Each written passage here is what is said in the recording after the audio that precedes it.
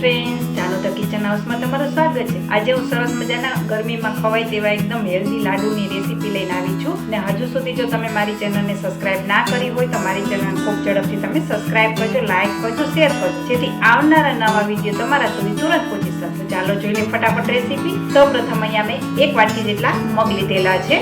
હવે તેમાં આપણે થોડું પાણી એડ કરીને મગને સરસ રીતે ધોઈ લેવાના છે।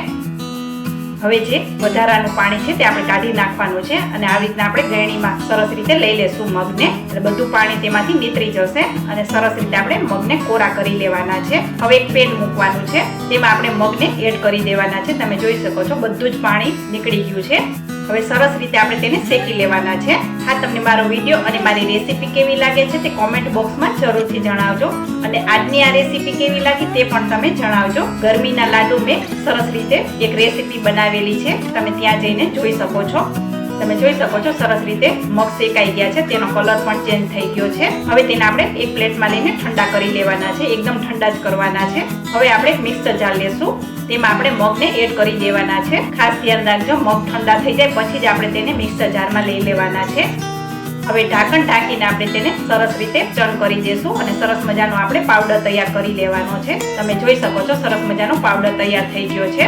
હવે તેને આપણે મિક્સિંગ બાઉલમાં કાઢી લેવાનો છે।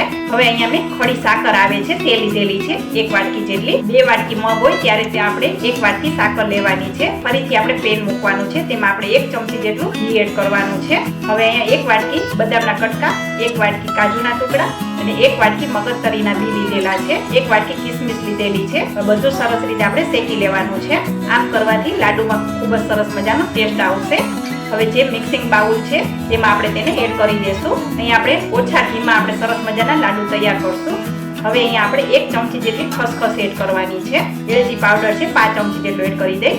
જે ખડી સાકર હતી તેનો મેં પાવડર કરીને રાખેલો છે અને સરસ રીતે આપણે મિક્સ કરી દઈશું। હવે અહીંયા આપણે અડધી વાટકી જેટલું ઘી ગરમ કરેલું છે અને મેલ્ટેડ ઘી લેવાનું છે, તે આપણે અત્યારે એમાં એડ કરી દેવાનું છે। આ ટેસ્ટમાં ખૂબ જ સરસ લાગે છે, તમે જરૂર એકવાર ટ્રાય કરજો। હવે સરસ રીતે આપણે મિક્સ કરી દેશું।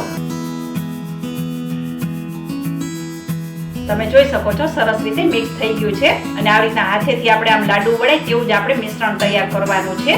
તમે જોઈ શકો છો સરસ રીતે લાડુ વળાઈ જાય છે। આ લાડુને તમે 1 મહિના સુધી સરસ રીતે સારા રહેશે, તમે ડબ્બો ભરીને રાખી શકો છો તેવી રીતે આપણે લાડુ વળાય છે, તમે જોઈ શકો છો। હવે તેને આપણે એક પ્લેટમાં લઈ લેશું। તેવી રીતે આપણે બધા લાડુ તૈયાર કરી લેવાના છે। તમે જોઈ શકો છો બધા લાડુ તૈયાર થઈ ગયા છે અને તેનો કલર પણ સરસ આવી ગયો છે। તો છે ને સરસ મજાની ગરમીમાં ખવાય તેવી રેસીપી, જોતા જ ખાવાનું મન થઈ જશે। હવે તેને આપણે સર્વિંગ પ્લેટમાં જ લઈ લેશું। તો કેવી લાગી આજની મારી આ રેસીપી, તમે જરૂરથી લાઈક, શેર और સબસ્ક્રાઇબ કરજો અને મને કોમેન્ટ પણ કરજો। ફરી જ મળીશું આવી જ અવનવી રેસીપી લઈને, ત્યાં સુધી આવજો।